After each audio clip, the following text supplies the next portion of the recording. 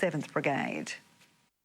Joe, the first big battle of Exercise Diamond Strike is now underway, with 2,500 soldiers using live ammunition throughout the military exclusion zone.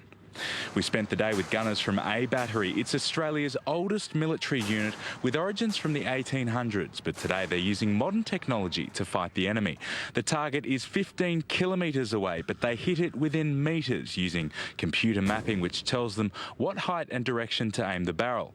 10 men loaded 4 M777s with 40-kilogram bombs, the biggest ammunition in the Army's arsenal. They launched the rounds 5,000 metres high, travelling at a kilometre a second. At the peak of the battle, they were shooting rounds every 30 seconds. The troops have also been working alongside commandos, the Army's most elite soldiers. They've launched from helicopters at Shorewater Bay, making amphibious landings. It's one of the most dangerous missions they practiced during the exercise. They then secured key land targets and began disrupting the pretend enemy to make way for the 7th Brigade. Exercise Diamond Strike is running for a few more days. Tomorrow they move into a planning phase before another fierce battle on Thursday. Joe? Thanks, Eamon. Eamon Atkinson with that report. Well, not everyone is welcoming the military's presence. International academics will join dozens of activists in protest against the war games, and they're calling out the Rockhampton mayor. Anti-war activists are preparing for a battle with paint and banners. We call the peace conversions a celebration of peace and war resistance. This is their enemy.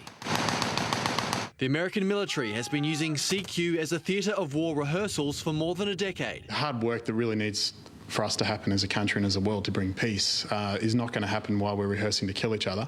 The group believes exercises like Diamond Strike and Talisman Sabre simply steer Australia towards more conflicts. Nearly 300 Aussies have been killed or injured since the Second Gulf War. There's no joy for Australia walking down the path of more US wars. Graeme claims the Rockhampton Mayor Margaret Strelo is also exaggerating the benefits of more military operations here. I challenge you to a debate, Margaret. I'm happy to meet you anywhere, anytime. We're busy. It's a free country and he's really welcome to have his own point of view. Around 50 people are expected to join in a fortnight of anti-war activities. Previous protests involved attacking an attack helicopter and arrests. This year will be a tamer affair, though. The head of the oldest anti-war movement, the World International League of Peace and Freedom, will visit Rockhampton, and a documentary on previous Talisman Sabre protests will air at the library. Peace advocates can get involved at peacebus.com. It's not just up to the government where our military gets used, it's up to all of us as Australian citizens to decide our foreign policy. Brent O'Halloran, 7 News.